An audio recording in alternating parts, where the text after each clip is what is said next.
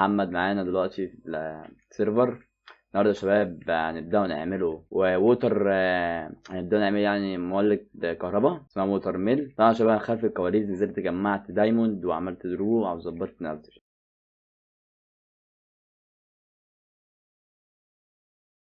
وطبعا انا عملت الباك دلوقتي، كنت بصور بس التصوير يا شباب ما كنت جيت اشوف الفيديو طلعت ان انا ما كنتش بصور يا شباب. عملت الباك صغيره هنا يا شباب دي تمام.